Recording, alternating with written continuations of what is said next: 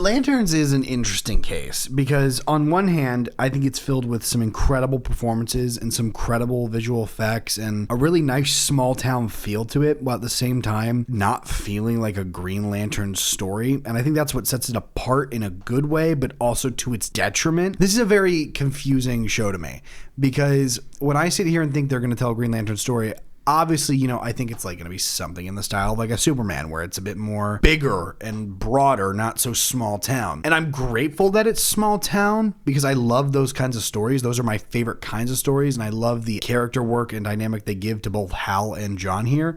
But I just think that the small town aspect doesn't work as well with Green Lantern specifically, which is where I'm kind of just a little lost. And I need more from these episodes to kind of just explain why we chose this story specifically. So kind of similar to what I said about The Boys a few months ago. It's a wait and see.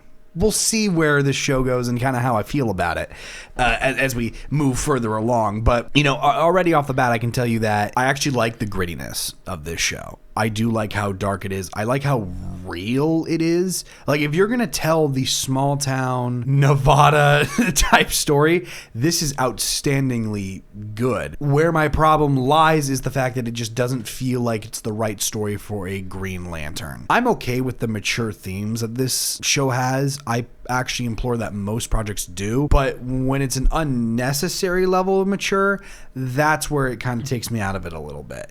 And this show hasn't hit that point for me yet, but I can see it a way where it really does if they keep going on the track that they're going down. The big plot twist of this episode is without a doubt the most shocking thing I've seen probably since a Ned Stark death in Game of Thrones, where it just completely turns the show on its head. The past year, all we've gotten is the marketing for Hal Jordan and Jon Stewart.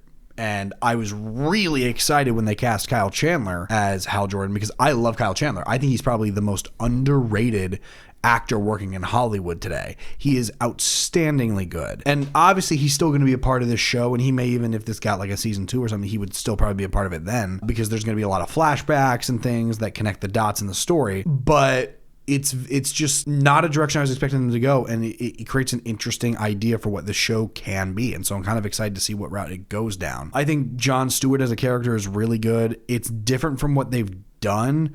And similar to like I said about the tone of this show, it's both good and bad, a love-hate thing. It's not what I expected. And so I'm willing to be taken on this journey and to accept what it is. But it's just not like, what I thought it is. So I kind of got to get that out of my head before I even really can accept the journey that this character is on. I'm going to wait to see more, see what the show does. I'm excited for what the show can do. It just doesn't feel very Green Lantern-y.